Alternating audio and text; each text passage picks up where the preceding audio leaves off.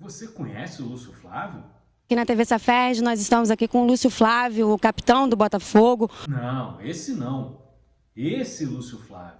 Esses filhos das putas, esses putos pondo a culpa na gente. Olá, eu sou Edu Schneider do Cashback e hoje nós vamos voltar ao ano de 1977 para falar de Lúcio Flávio, o Passageiro da Agonia, dirigido por Hector Babenco, de Carandiru, de O Beijo da Mulher-Aranha, de Pichote a Lei do Mais Fraco, filme baseado no livro de José Lozeiro, em entrevistas com o próprio Lúcio Flávio, porque o filme é baseado em fatos. Lúcio Flávio, para quem não conhece, foi um grande assaltante aqui do Rio de Janeiro, o cara que era o rei das fugas, fugiu mais de 30 vezes. E foi o cara que denunciou o Esquadrão da Morte, que é o protótipo do que hoje chamamos de milícia aqui no Rio de Janeiro, que está se espalhando aí pelo Brasil inteiro. E é mais um filme brasileiro com um elenco espetacular. Temos de novo Reginaldo Faria, que a gente já tinha falado dele lá no Pra Frente Brasil, fazendo o papel principal aqui do Lúcio Flávio, e o elenco não para por aí. Nós temos Milton Gonçalves, nós temos Paulo César Pereio, Leide Francisco, Ana Maria Magalhães,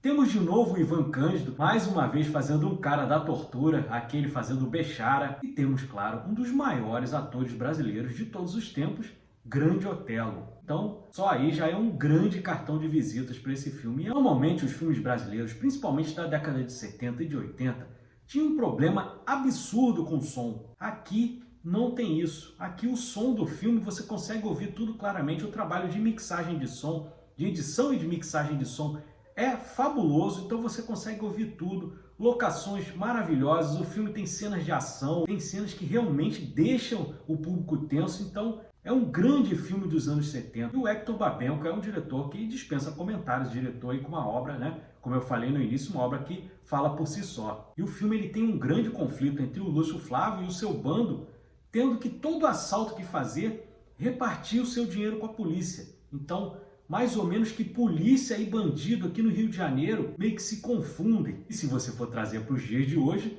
não mudou muita coisa, né? Continua igualzinho. Então o filme, apesar de ser dos anos 70, ele continua muito atual, porque trata de temas que estão hoje aí, as milícias estão aí dominando o Rio de Janeiro. Então é um assunto muito importante. E o Lúcio Flávio, ele tinha um diferencial, porque era um bandido muito inteligente. Ele era um cara que escrevia poesia, sem contar que era um cara bonito, tinha olhos claros, era um bandido muito glamorizado. No filme, o Hector Babenco faz questão de manter os nomes dos bandidos todos. Já os nomes dos policiais são trocados, não são os verdadeiros nomes. Mas eu vou tratar de um deles mais pro final, quando a gente estiver mais pro final aqui do nosso vídeo, vou tratar de um deles que é muito importante, que inclusive vai ter filme sobre ele. É um policial que também muito glamorizado aqui no Rio de Janeiro. Outra coisa que chama muita atenção nesse filme aqui também é a fotografia. É o Kikito em Gramado e ela fica a cargo de Lauro Escorel. Para quem não conhece, eu vou discorrer alguns filmes que o Lauro Escorel trabalhou como diretor de fotografia. Ele trabalhou com o Leon Risman, que eu considero um dos maiores diretores brasileiros e precisa ser conhecido. Ele fez com o Leon Risman São Bernardo e Eles Não Usam Black Tie, dois dos maiores filmes brasileiros. Fez a fotografia do Bye Bye Brasil, que para quem não sabe é o meu filme brasileiro favorito, do Cacá Diegues. E aqui a fotografia também é muito bem feita, muito bem feita. Inclusive tem algumas passagens oníricas falando de sonho.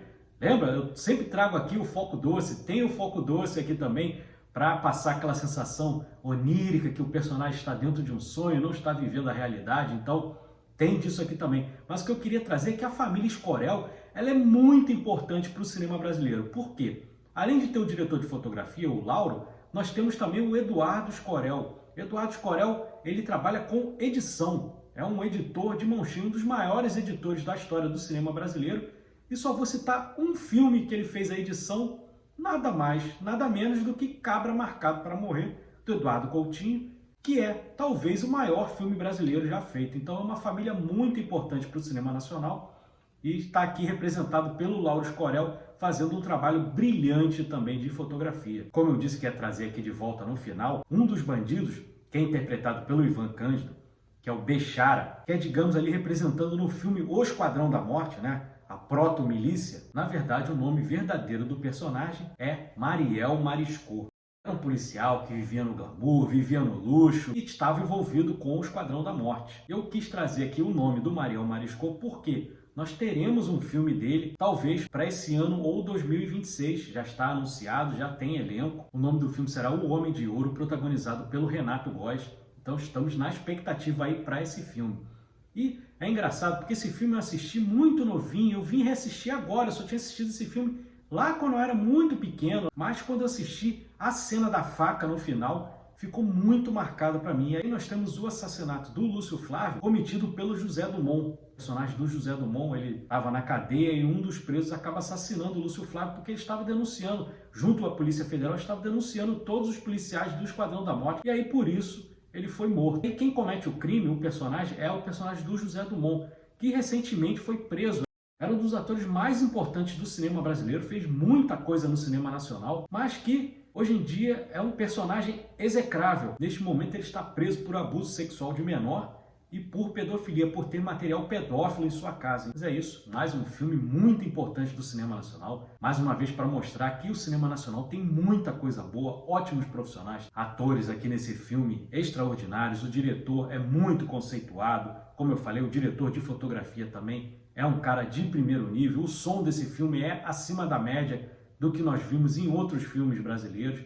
Então é um filme que vale muito a pena ficar o registro aqui para vocês conferirem. Se vocês não viram, está de fácil acesso, tem na Netflix, então você vai lá, mole você consegue assistir, está remasterizado, então está com imagem ótima, com som bom, só chegar, assistir e se deliciar e ver o quanto o cinema brasileiro é importante e bom. Se você gostou desse vídeo, deixa o like, inscreva-se no canal do Cashback. Cashback tem conteúdo de cinema de domingo a domingo, tem os meus shorts diários, tem meus vídeos aqui de segunda a sexta, temos o nosso podcast, né, o programa com formato maior, toda quarta-feira, 8h30 da noite. Então tem bastante coisa aqui para você acompanhar com a gente. Beleza? Muito obrigado para você que ficou até aqui. Até a próxima. Valeu!